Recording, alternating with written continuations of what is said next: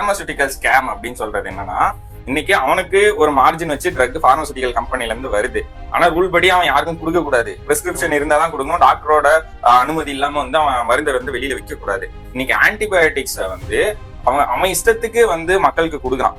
பண்ண சொன்ன மாதிரி ஒரு உதாரணத்துக்கு ஒரு சளி காய்ச்சல்னு ஒருத்தர் வராருன்னா, என்ன மாதிரியான அது பாக்டீரியல் இன்ஃபெக்ஷனா வைரல் இன்ஃபெக்ஷனா எதனால அது வந்திருக்குதுன்னே தெரியாம மொத்தமா ஒரு ஹை டோஸ் ஆன்டிபயோட்டிக் அவன் கொடுத்துறான்.